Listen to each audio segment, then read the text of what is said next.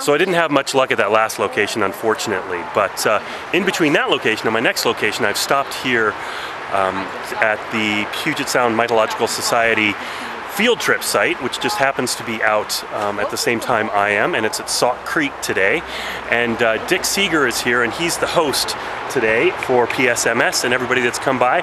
Dick, how many people have come by today for looking for mushrooms? Oh, about 20, 25 so far. There are probably a lot more people up in the hills hunting on the way in. So. I've noticed that for these field trips, that a lot of people will come and hunt on the same day, but you won't necessarily swing by the site at the same time. So. Yeah, a lot of them will come in later. So what are you telling people today when they come in and they say, I'm looking for morels? What are the keys? Our experience, we've been out for a few days, partly south of here in White Pass, and it looks like it's fairly early still, not near enough moisture. And, so if people are looking, I'd suggest maybe near snowbanks and drainage areas along rivers. Okay. And what kind of elevation are we talking about for a lot of that? Is it like pretty low? I would guess like 2,500, 2,000 feet? I haven't looked it up here. We were at 3,800 a couple of days ago, and it was very early. Yeah. We were finding Charamitra, Montana mostly. So I don't know, our elevation here may be lower, but not much. Yeah. I didn't check it. I think we're at about 3,500 here, somewhere around there. I think. Well, that'd be pretty much where we were a couple of, in that case, we're still pretty early. Now, what are some signs for you that the morel season's getting started? How do you know when to start looking? I ask friends. Oh, you ask friends? That's a good way to do it. No, so. my wife and I, we're not big pot hunters, and we mostly go out, take the camper out in some remote place where we can be by ourselves, and then we look for mushrooms. And there are, after 30 years, it gets kind of instinctive places you will find them. I don't know particulars really, but I can just spot places. Well, couple of things I've heard. One is north-facing slopes tend to be a little bit better.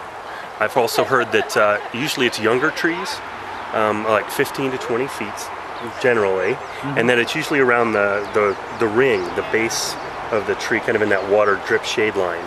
But those are pretty good spots to look, just for a beginner, basically. Yeah, well, around here, if it's so dry, I would certainly look in the shade.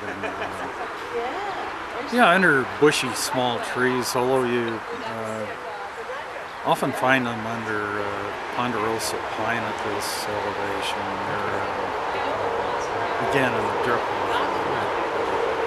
Yeah, that's good. Well, you've had 20 or 30 people come by, and you have, if I'm not mistaken, they have food and drinks here. And do you have to be a member to come by today? Well, no. People are welcome to visit, and I'm not the host really. You're the expert. Well, I've been at it a while. Okay. Our Brian Luther, our identifier, will be up, and I was hoping to work with him. I haven't been to field trips for a long time, and I wanted to work with Brian to learn. He knows. Brian Luther knows a lot about mushrooms. If you ever see him, he's the one. So, well, Dick, thanks so much today, and really appreciate it. So, wish us luck as we continue our hunt. Thanks. Yeah. Finally, I found a morel mushroom that's worth filming, and I've probably been already looking for at least a few hours, and unfortunately it's only one, but it's beautiful, and hopefully this will mean that there will be others nearby. I keep saying hopefully, I hope I don't jinx myself, but let's see if you can spot this one. I saw it from about this distance, and I know it's hard to see on the camera, but let's see. It's coming along. And I noticed down here on the right side or left side of the trail a little bit, I saw this dark spot on the ground, which is, I'm going to point to it, it's right there. And it had that cone shape to it, which is a morel. This one is out in the open. I'm a little surprised by it, but it is a beautiful specimen. Oops. You can see it's growing right next to this plant. And there's only one, but I'm going to look around in the area and see if I can find any others. I'm guessing this one is about 2 inches tall. And it's very nice. Normally, I'd expect them to be growing kind of in the shade of a tree, just on the edge of a tree line, which is where I found a bunch of them before. But every once in a while, you'll find one out in the open. I am on a north-facing slope, and it's probably about 11 o'clock, and I'm gonna guess my elevation is about 3,000 feet, maybe 2,750, somewhere around there. Having an altimeter is really useful, but I don't have one. So there we go, Morel number 1. Well, I got kind of lucky in this one particular spot where I just found that Morel. Looking around in this patch of grass, I managed to spot a couple other ones. One of the things that I found in looking for Morels is that oftentimes they'll grow, again, I'm no expert, but they'll grow in a wash along, like maybe there's some underground water, or there's some type of mineral or tree buried underneath the surface, and so they'll grow kind of in a similar area. So whenever you find one, definitely look around for others. And I already found one, but one of the nice spots I found right here, you can see there's a pretty decent sized one down here, and then within a couple feet of that, there's this nice little cluster of them. And these are all natural black morels. They're really pretty, and they're not huge, but they're between 1 and 2 inches, which is a great size. Let's play Spot the Morel again. Again, I'm continuing at the same elevation on the same facing of the slope, and I'm looking for similar spots where I found the last ones. And actually, in this frame right in front of me, I can see about 6 of them, and I'm going to point them out as we walk along just to help you with that process. Again, what you want to do is create a visual template on what they look like when you see them in the forest, so that you can spot them really easily. So I'm going to point them out, and then I'll come back and get them. You can see one down here. See that dark, almost like coal patch there? That's a really nice, healthy one. Not dried out at all. As you can see, there's a little bit of moss on the ground. There's another one, again, that coal patch down there in the lower right part of your screen. And in this small stand of trees here, you can see there's a really nice one there. There's some holes behind it, but at the base of that tree there's one. And let's see.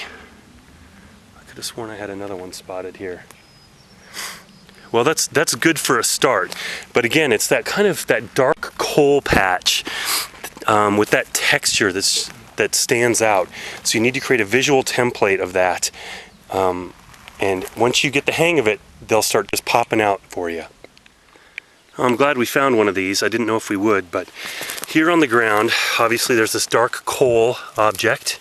I'm going to pry it up, take a look at it.